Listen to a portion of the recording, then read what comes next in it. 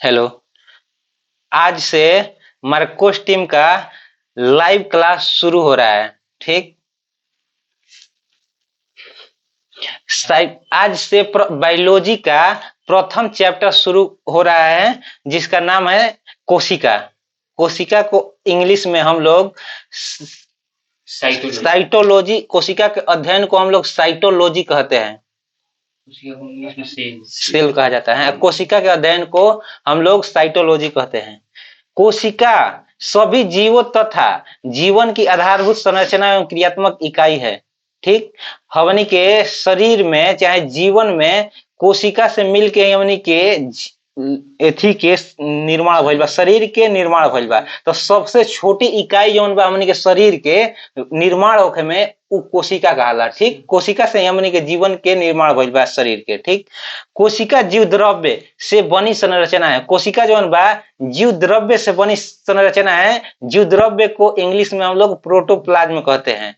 और इस जीव द्रव्य में कई कार्बनिक और अकार्बनिक यौगिक उपस्थित रहते हैं। ठीक, सभी जीवों की कोशिका एक समान होती है। सभी जीवधारियों चाहे जीवों की कोशिका जौन बा एक समान के होखेले। अलग अलग सजीवों की कोशिका आकार, स्वरूप तथा संख्या में एक दूसरे के काफी भिन्न होते हैं। जिसे अलग अलग स्वरूप जौन बा, अलग अलग जीव जंतु तो कोशिका अलग अलग हो सकता संख्या में एथी में, लेकिन आकार जौन बा उस समान रहे, वो में चेंजिंग ना आई। संसार की सबसे छोटी कोशिका जौन बा उसका नाम है तो वो माइकोप्लाज्मा गैलीसेप्टिकम है। माइकोप्लाज्मा गैलीसेप्टिकम दुनिया के सबसे छोटी कोशिका है। ठीक, जीवाणु की। संसार की सबसे बड़ी कोशिका जौन बा वो शुतुरमुर्ग के अंडे के होखेला। हाँ, सबसे बड़ी कोशिका जौन बा शुतुरमुर्ग के अंडे की होती है।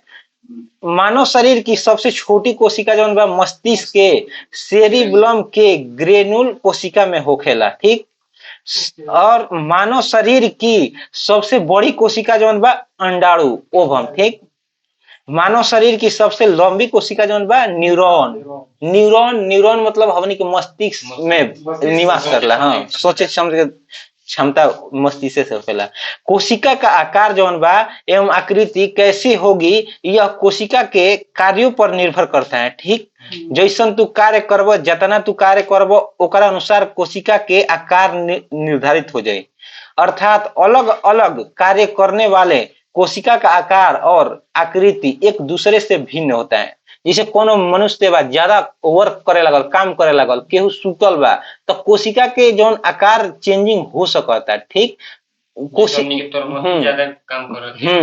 आकार ना ओकर एथी बढ़ सकता माने छोटा बड़ा, लेकिन जौन ओकर बने के संरचना बा उ नहीं के चेंजिंग हो सकता, उ बराबर रही। केहू ज्यादा कार्य करी तो हो सकता बड़ा हो सकता ओकर आकार। ठीक, लेकिन कोशिका के बने के संरचना उहे रही, सेम टू सेम रही। ठीक, यह कुछ कोशिका अपना आकार पल पल बदलते रहते हैं। जैसे अमीबा, मनुष्य के आरबीसी कोशिका का आकार निश्चित नहीं होता है। ठीक, कोनो कोनो कोशिका ऐसा बने सो जो डब्ल्यूबीसी। ठीक, हमारे ठीक बा। कुछ कोशिका जौन ऐसा बने सो जौन की पल पल अपन आकार चेंजिंग करत रहे सर। ठीक, चेंजिंग करत रहे सर। जैसे में अमीबा हो गई और मनुष्य के डब्ल्यूबीसी बा। डब्ल्यूबीसी व्हाइट ब्लड सेल का निश्चित नहीं है रहता है। ये दोनों ही कोशिका अपना आकार बदलते रहते हैं। ठीक, ये दोनों जौन बने से अपन आकार कोशिका के बदलते रहे से पल पल। सभी सजीवों में कोशिका की संख्या भी एक समान नहीं होती है। सभी सजीव जौन बा व्यक्ति चाहे जीव जंतु ओकनी में कोशिका के संख्या एक समान ना रहला, लेकिन कोशिका जौन होई सजीव में उ आकार में उ एकदम सेम टू सेम एके रहला। ठीक, हो सकता कम बेसी हो सकता, लेकिन इ ना होई कि संरचना के लाम हो गइल, गोल हो गइल, इकुल ना रहला। ठीक, आकार एके रही। कोशिका के संख्या के आधार पर सजीवों को दो समूह में बांटा गया है। कोशिका के आधार पे सजीव को कितने वर्गों में बांटा गया है तो दो वर्ग में। कौन कौन? यूनिसेलुलर, हाँ, यूनिसेलुलर और मल्टीसेलुलर, एक कोशिकीय और बहुकोशिकीय। ठीक, तो एक कोशिकीय किसे कहा जाता है ओकरा बारे में हमनी पढ़ी जा। ठीक, जब जीवों के शरीर केवल ही कोशिका से निर्मित होता है वह एक कोशिकीय जीव कहलाते हैं। ये जीव आंखें से दिखाई नहीं पड़ते हैं, इन्हें देखने हेतु सूक्ष्मदर्शी की आवश्यकता पड़ती है। ठीक, एक कोशिकीय जौन जीव बा, जैसे बैक्टीरिया हो गईल, कवक हो गईल, वायरस हो गईल, ई कुल जौन जीव जंतु बाने स उ आंख से लौकेला स ना हमन के, लेकिन एक कोशिकीय हवे स। ठीक, एक कोशिकीय जौन की हमनी से आंख से दिखाई ना देले स, ओहनी के एक कोशिकीय जीव कहल जाला। जैसे में सूक्ष्मदर्शी, जैसे में सूक्ष्मदर्शी, वायरस, बैक्टीरिया, ठीक हो सकता है। मल्टी सेलुलर, बहुकोशिकीय जीव। ठीक, बहुकोशिकीय जीव, इन जीवों का शरीर अनेक कोशिका से मिलकर बना होता है। ठीक, मल्टी सेलुलर मतलब बहुकोशिकीय। ठीक, इन जीवों का निर्माण जौन रहेला वो अनेक कोशिका से मिल के बन रहेला। उदाहरण के लिए सभी दिखने वाले सजीव, सभी दिखने वाले सजीव बा उ यूनिसेलुलर मल्टी सेलुलर कहला, जौन की बहुकोशिकीय जीव। ठीक, हाँ हाँ हाँ, देख आंखों से देख सकते हैं, ओकरा के बहुकोशिकीय जीव कहल जाला। विभिन्न सजीवों में कोशिका की संख्या कितनी होगी यह सजीव के शरीर के आकार पर निर्भर करता है। माने कोनो सजीव हमनी के बानी जा, कोनो बड़ा हाथी हो गई सबसे बड़ा बा, ठीक, आ कोनो छोटी छोटी चूहा हो गई, तो छोट बड़ के आधार पे कोशिका के संख्या में अंतर आ सकता, लेकिन ई नहीं कि बड़ा बा आ कोनो छोटा बा तो कोशिका के आकार में अंतर आ, आकार सेम रही, लेकिन हो सकता कि बड़ा आ छोटा सजीव होने के जीव होने कारण ओकरा जीव बड़ा छोटा होई तो ओकरा संख्या, कोशिका के संख्या में डिफरेंट आ सकता। ठीक, लेकिन आकार में डिफरेंट नहीं आ सकता, केहू कतनो बड़ा होई केहू कतनो छोटा हो गई, उससे कोनो दिक्कत नहीं है। शरीर का आकार जितना बड़ा होगा उतने कोशिका की संख्या भी उतने अधिक होगी। जिसे चूहा हो गई छोटा बा, लेकिन हाथी भी बहुत बड़ा भी है, तो कोशिका की संख्या हाथी में ज्यादा होई, चूहा में कम होई, लेकिन आकार में कोनो डिफरेंट ना होई। कोशिका का विकास क्रम, कोशिका के विकास कैसे भइल बा, ठीक, ओकरा बारे में हमनी के समझे के बा। 1590 ईस्वी में जेड सनसन तथा एच सैनसन ने माइक्रोस्कोप की खोज और उसके साथ साथ ही कोशिका का अध्ययन का मार्ग भी खुला। ठीक, 1590 ईस्वी में जेड सनसन रहले और एच सैनसन ई माइक्रोस्कोप की खोज कैले और ओकरा साथे साथे कोशिका के भी अध्ययन करे के रास्ता निकाल देले। यही से कोशिका का अध्ययन देख सकते हैं, आगे बढ़ सकते हैं अध्ययन करे खातिर। 1665 ईस्वी में रॉबर्ट हुक ने अपनी द्वारा बनाए गए माइक्रोस्कोप से कोशिका की खोज की। ठीक, कोशिका का नामकरण भी रॉबर्ट हुक के द्वारा ही किया गया था। ठीक, पहले रहे बायोलॉजी में जैसे कोशिका कोनो चीज के खोज के हुआ और कैलस, लेकिन नामकरण के हुआ और कैलस। ठीक, तो लेकिन कोशिका जौन बा, कोशिका के सबसे पहले खोज कैले रॉबर्ट हुक। ठीक, और वो रॉबर्ट हुक जौन खोज कैले कोशिका के, तो वो निर्जीव में खोज कैले, सजीव में ना कैले, निर्जीव में कोशिका के खोज कैले। ठीक, मृत कोशिका कह सकता ओकरा के, मृत कोशिका खोज रॉबर्ट हुक कैले कब? 1665 ईस्वी में। ठीक, वो अपना बनावल गई माइक्रोस्कोप के द्वारा कैले। आ एगो बनैले जेड सैनसन और एच सैनसन, ओकरा द्वारा ना, ओकर अपन माइक्रोस्कोप के द्वारा खोज कैले। ठीक, कोशिका का नामकरण भी रॉबर्ट हुके कैले रहले, ई ना कि दोसर वैज्ञानिक ना कर खोज कैले उहे नामकरण कैले, ना तो बायोलॉजी में ऐसा रहे कि खोज के और कैलस, नामकरण के और कर देते रहे। ठीक, कोशिका सेल, कोशिका लैटिन शब्द में क्या कहा जाला, जिसका शाब्दिक अर्थ होता है छोटा कमरा। ठीक, छोटा कमरा जिसे शाब्दिक अर्थ है कोशिका के। रॉबर्ट हुक ने कोशिका की खोज कॉर्क पेड़ के छाल से टुकड़े से किया था। ठीक, रॉबर्ट हुक जो कोशिका खोज के लिए रहन उ कॉर्क के पेड़ के छाल से कैले रहले। ठीक, रॉबर्ट हुक ने खोजा गया कोशिका का मृत कोशिका था। ठीक, रॉबर्ट हुक जो कोशिका के खोज के लिए रहन वो मृत कोशिका के खोज के लिए, सजीव में ना के रहन, सजीव कोशिका के नाम मृत कोशिका के लिए रहन।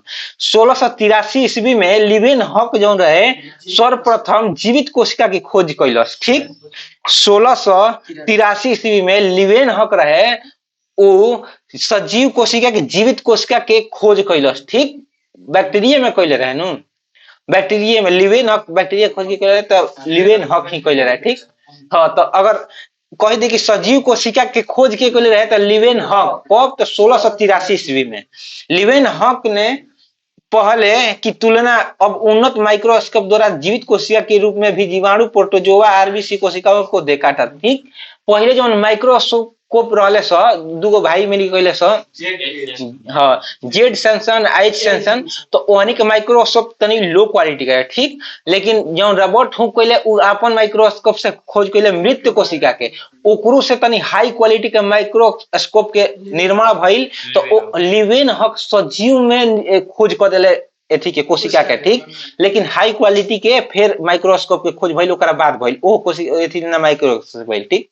तो अब जौन हाई लेवन हक एथी कहले माइक्रोस्कोप ते बहुत हाई क्वालिटी के ए घड़ी के दिनों पे दिन विकास होता है, तो माइक्रोस्कोप के भी विकास भइल बहुत हाई क्वालिटी के। तो ऐसे अब जीवाणु प्रोटोजोआ चाहे हमनी के शरीर के आरबीसी डब्ल्यूबीसी कोनो चीज के कोशिका के अध्ययन आसानी से देख के कर सकतन जा, ठीक। आज के डेट में विकसित हो गई बा वैसे माइक्रोस्कोप देख सकतन जा। 1831 ईस्वी में रॉबर्ट ब्राउन ने कोशिका के मध्य एक गोल संरचना देखी थी, ठीक। रॉबर्ट ब्राउन रहले जौन वैज्ञानिक 1831 ईस्वी में कोशिका के अंदर एगो गोल संरचना देखल है, गोल संरचना, जिसका नाम उन्होंने केंद्रक नाम दे दिया था, ठीक। कोशिका के अंदर एगो गोल संरचना जौन बा 1831 ईस्वी में कौन वैज्ञानिक देखले रहले? Robert brown. उहे रॉबर्ट ब्राउन ओकर नामकरण कर देले, ओकरे के केंद्रक कर देले। कोशिका के अंदर केंद्रक मौजूद होला, हो गइल। कोशिका के अंदर एगो गोल संरचना होला, ओकर नाम का है केंद्रक, ठीक। 1839 में, ठीक, 1838-39 में जैकब स्वाइडन एवं स्वान ने कोशिका मतवाद प्रस्तुत किया, यानी कोशिका सिद्धांत जौन रहे वो स्वाइडन एवं स्वान ने दिले रहे। कब? तो 1838-39 में, ठीक। 1838-39 में हमनी के स्वाइडन एवं स्वान रहले दूगो भाइये रहले स, वो कोशिका सिद्धांत के प्रतिपादन कैले स, ठीक। ये बहुत वीवीआई आवेल बा, हर एग्जाम में क्वेश्चन आवेल है बहुत। जिसके बाद यह स्पष्ट हो गया कि प्रत्येक सजीव के शरीर में कोशिका से निर्मित होता है। ये कोशिका सिद्धांत के प्रतिपादन स्वाइडन स्वान के लिए 1838-39 में। ओकरा बाद से हमनी के एकदम साबित हो गई, प्रूफ प्रमाणित हो गई कि हमनी के शरीर चाहे कोनो जीव जंतु के शरीर के निर्माण भइल बा वो कोशिका से मिल के ही बनल बा। तो ऐसे हमनी के सिद्ध होता कि जीवन के सबसे छोट आधारभूत इकाई का है? कोशिका है, ठीक।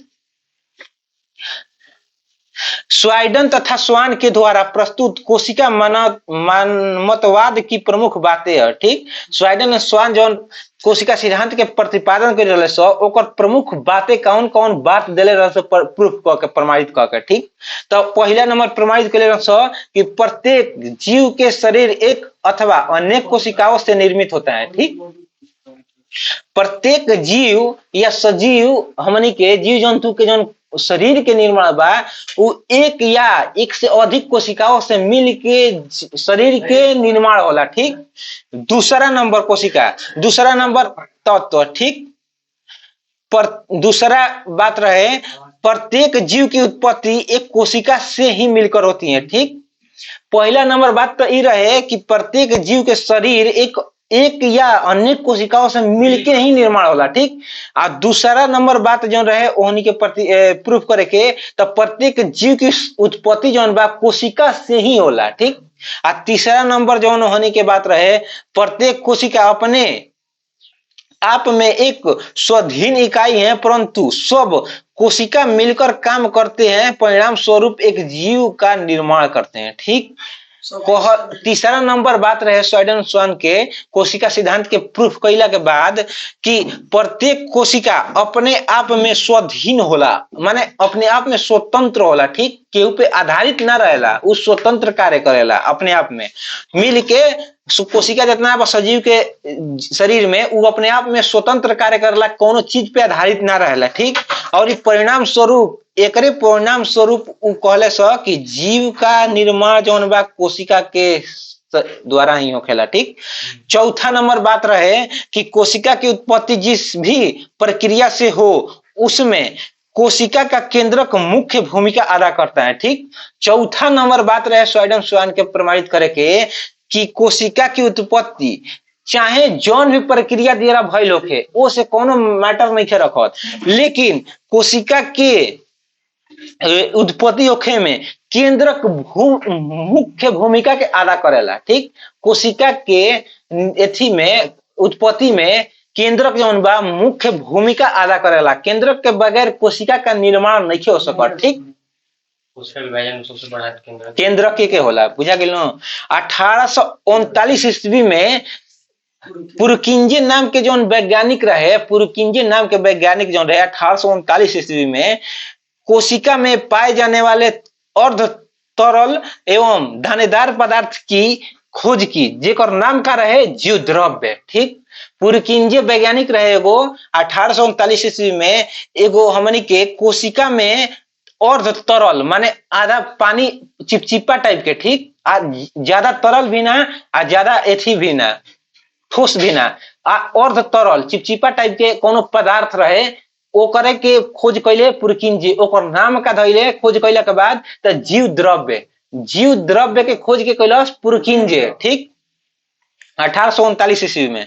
1846 ईस्वी में पुरकिंजे के बाद वान मोल ने कोशिका में पाए जाने वाले जीव द्रव्य की खोज की थी। पुरकिंजे के बाद दूसरा व्यक्ति 1846 ईस्वी में, पुरकिंजे 1839 ईस्वी में खोज कैले कथी के जीव द्रव्य के। ठीक, 1846 ईस्वी में पुरकिंजे के बाद दूसरा वैज्ञानिक रहे वान मोल ने कोशिका में पाए जाने वाले जीव द्रव्य के खोज कैलस। ठीक, 1855 ईस्वी में रुडोल्फ विर्चाउ ने यह पता लगाया कि नए कोशिका का निर्माण पहले मौजूद कोशिकाओं के विभाजन के फलस्वरूप ही होता है। ठीक, 1855 ईस्वी में रुडोल्फ विर्चाउ नाम के कोनो वैज्ञानिक रहे। ठीक, वो ई पता लगैलस कि कोशिका का निर्माण, नए कोशिका का निर्माण जो हमनी के शरीर में होता, वो पिछला कोशिका जो मृत हो जाता ओकरे के विभाजन जिससे टूट फूट के ही नया कोशिका के निर्माण करता। इके खोज कैलस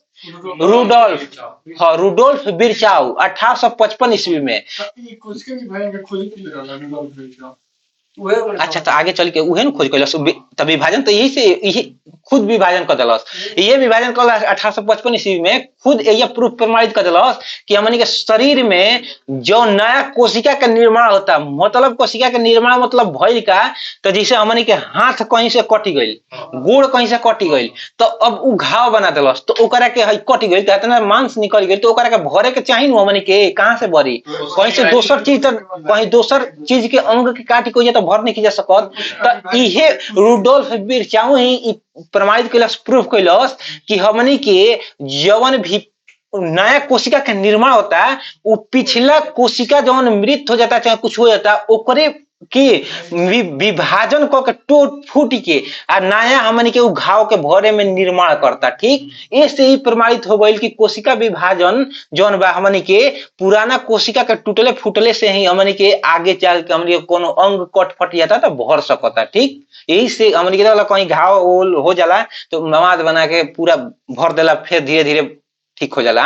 तो ऐसे कोशिका विभाजन के कारण ही हमनी के कोनो घाव ठीक हो सकता। अगर हमनी के शरीर में कोशिका विभाजन ना रही तो केहू के कट फट जाई, घाव हो जाई, तो कबो ठीक नहीं हो सकता। ठीक, तो घाव के भरे में हमनी के मेन अहम भूमिका निभावेला कौन, कोशिका विभाजन। ठीक, 1861 ईस्वी में मैक्स सुल्ज ने कोशिका को जीव द्रव्य का एक पिंड बताया था। ठीक, 1861 ईस्वी में मैक्स सुल्ज ने कोशिका को जीव द्रव्य का एक पिंड बताया था। उनका यह मत प्रोटोप्लाज्म थ्योरी कहल गई रहे। ठीक, 1861 ईस्वी में मैक्स सुल्ज नाम के एगो वैज्ञानिक रहे जौन कोशिका के अंदर जवन जीव द्रव्य बा तो कोशिका के एगो पिंड बतले रहे जीव द्रव्य के। ठीक, जीव द्रव्य जवन कोशिका के अंदर बा कोशिका के पिंड एगो बतले रहे जीव द्रव्य के वैज्ञानिक रहे तो मैक्स सुल्ज। ठीक, यह उसका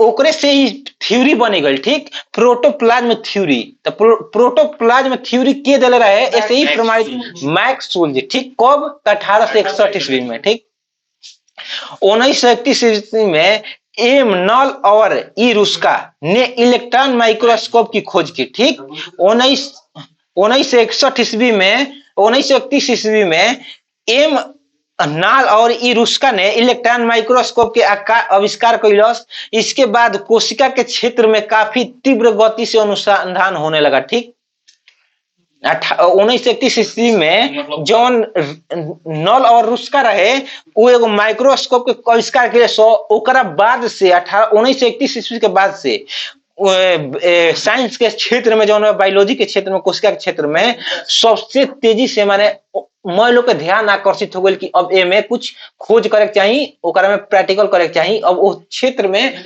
ज्यादा प्रैक्टिकल होके लागल, खोज होके लागल। ठीक, हाँ 100 गुना, हाँ वो माइक्रोस्कोप के खोज के, ठीक। अब कहता कि कोशिका की संरचना, कोशिका के संरचना मतलब कोशिका कौन आकार से बनावट भइल बा, ठीक। संरचना मतलब ओकर बनावट, कौन कौन अंग, कौन कौन चीज से मिल के कोशिका के निर्माण भइल बा, का अंग मिल के ओकरा से बनावट भइल बा। तो कोशिका के मुख्य रूप से दो हिस्सों में बांटा गया है, ठीक। कोशिका जौन बा मुख्य रूप से दो हिस्सा में बांटल गइल बा, कोशिका झिल्ली और कोशिका झिल्ली के अतिरिक्त कोशिका भित्ति, ठीक, और जीव द्रव्य, ठीक। कोशिका का मुख्य दो हिस्सा में कौन कौन बांटल गइल बा, कोशिका झिल्ली और कोशिका भित्ति, और ओकरा में दोनों के बीच में होखेला जीव द्रव्य, ठीक। जीव द्रव्य कोशिका झिल्ली आ कोशिका भित्ति, जौन कोशिका भित्ति जौन बा पादप में पावल जाला, कोशिका झिल्ली बा उ हमनी में पावल जाला, सजीव में, ठीक, जीव जंतु में, बुझा गइलू। और दोनों के बीच जौन और तरल चीज एथी उपस्थित प्रेजेंट होला ओकरे के जीव द्रव्य कहल जाला, ठीक। जीव द्रव्य ओकरे कहल जाला, बुझा गेलू। जीव द्रव्य को पुनः दो हिस्सों में विभक्त किया जाता है। जीव द्रव्य बा ओकरा के पुनः दो हिस्सा में विभक्त किया जाला, एगो कोशिका द्रव्य तथा एगो केंद्रक, ठीक, केंद्रक द्रव्य, ठीक। जीव द्रव्य के दो हिस्सा में बांटल गइल बा, एगो कोशिका द्रव्य तथा एगो केंद्रक द्रव्य, ठीक। कोशिका द्रव्य साइटोप्लाज्म में ढेर सारी रचनाएं पाई जाती हैं जो दो प्रकार से होते हैं, ठीक। एगो तो जीव द्रव्य के तो दो भाग में बांट दिया बा, कौन कौन, कोशिका द्रव्य और केंद्रक द्रव्य। तो अभी हमनी के कोशिका द्रव्य के बारे में पढ़त जा, ठीक। कोशिका द्रव्य के कैसे कैसे का मिल के निर्माण भइल बा। तो कोशिका द्रव्य के इंग्लिश में पहले नंबर हमनी का कहल जा साइटोप्लाज्म, ठीक। कोशिका द्रव्य के हमनी के साइटोप्लाज्म इंग्लिश में कहल जा, लेकिन एकरा में ढेर सारी संरचना कैसे कैसे बनल बा, बहुत सारा एकरा में अंग मिल बा, तत्व मिल के बनल बा, ठीक। तो जो दो प्रकार के होते हैं, तो अभी हमन के कोशिका द्रव्य के बारे में पढ़ी जा, जीव द्रव्य संरचना का मिल के बनल बा, ठीक। कोशिका द्रव्य का तत्व से मिल के बनल बा ओकरा बारे में हमन के जानते हैं, ठीक। इसके अंतर्गत जीवित रचनाएं आते हैं जिसमें बढ़ने और विभाजन करने की क्षमता होती है, ये संरचना है, ठीक। जीव द्रव्य जौन बा इसके अंतर्गत जीवित संरचना आते हैं जिसमें बढ़ने और विभाजन करने की क्षमता होती है, ठीक। ये रचनाएं मुख्य है, इतना कौन कौन है तो देखो प्रकार दिले बा। पहला नंबर जीव द्रव्य में का पावल जाला तो सेंट्रोसोम, ठीक। पहला नंबर जीव द्रव्य में का पावल जाला सेंट्रोसोम, दूसरा नंबर पे राइबोसोम, तीसरा नंबर पे लवक, चौथा नंबर पे जौन बा हमनी के लाइसोसोम, ठीक। पांचवा नंबर पे अंतःद्रव्य जालिका, छठवां नंबर पे माइटोकॉन्ड्रिया, सातवां नंबर पे गोल्गी का है, ठीक, गोल्गी का है। तो 7 गो तत्व मिल के हमनी के जीव द्रव्य के निर्माण कैले बा, ठीक। अब दूसरा मेटाप्लाज्म, ठीक। यह निर्जीव रचनाएं होती है, मेटाप्लास्ट में निर्जीव संरचना है, ठीक, जिसमें न तो बढ़ने की क्षमता होती है और न ही विभाजन करने की क्षमता होती है, ठीक। कोशिका द्रव्य में हमनी के बढ़ने की भी क्षमता होखेला, आज विभाजन करने की क्षमता होला, जिसे हमनी में कोनो अंग कट फट जाई, ठीक, तो ओकरा के भरे के भी हमनी के थी बा शक्ति बा, क्षमता बा। अच्छा है हमनी के हती चुकी पैदा भइल बन जा तो हते छुटा कैसे भइल बन जा, उ क्षमता बा कोशिका विभाजन करेगा तबे न आज हते छुटा बन जाती चुकी ले। तो हमनी के ई एगो प्रूफ होता कोशिका जीव द्रव्य। हां हमनी के शरीर में कोनो चीज मोट छोट आ बड़ छोट हो जा तो कोशिका के विभाजन होता है, जिसे आज हमनी के अंदर कोशिका दुगो बा, तो काल चाहे साल भर बाद 10 गो होई तबे तो कोशिका हतना बड़ हती चुकी अंग हमनी के हतना बड़ा कैसे हो जाता। कुछ अलग चीज ओकरा में तो डालत नहीं किया, तो अंदरवे से बढ़ता, तो ओकरा में कोशिका के विभाजने होके हमनी के बढ़ता खातन या जौन कुछ भी होके, तो ई हमनी के ई प्रमाणित होता कि जीव द्रव्य में हमनी के बढ़े के क्षमता बा आ कोशिका विभाजन के भी क्षमता बा। यही से हमनी के हदी चुकी से होते चुका भी हो गइल बन जा, और ई हमनी के कहीं कट फट जाता छोट से लेके आज तक, तो वो अंग भर जाता अपने आप बिना कुछ कइले, ठीक, भरे के भी क्षमता बा। आ दूसरा नंबर पे हो रहा मेटाप्लास्ट। मेटाप्लास्ट में होला ये निर्जीव निर्जीव संरचना होखेला, एकरा में ना बढ़े के क्षमता होला आ ना कुछ विभाजन के क्षमता होला, ठीक। ये अगर कट फट जाई तो खत्म हो जाए, ठीक। आई जतहत बात जतहते रही, ठीक, एकरा में कोनो क्षमता नहीं के। मेटाप्लाज्म के अंतर्गत जौन बा रसधानी आवेली स, वसा आवेला, कोण आवेला, प्रोटीन आवेला, ग्लाइकोजन आवेला, पित्त आवेला आदि आते हैं, ठीक। मृत हमनी के शरीर में मृत आ सजीव जीव दोनों बाटे अंग, ठीक। कोनो ऐसनो अंग बा कि बढ़ सकता, यही से हमनी के बड़ी कर चुका। कोनो कोनो कोनो ऐसनो अंग बा कि वो होते चुका के होते ही चुका रह सकता, वो बढ़ेला ना, ठीक। एग्जाम्पल में मेटाप्लाज्म के अंतर्गत रसधानी बिया, उ बढ़ेला ना, ठीक। वसा बा, कोण बा, प्रोटीन बा, ग्लाइकोजन बा, पित्त बा, ई कुल बढ़ेला ना हमनी के अंग, हां, ई हमनी के शरीर में बढ़ेला ना, ठीक। भुट्टा अब हाथ में बहुत है, ठीक।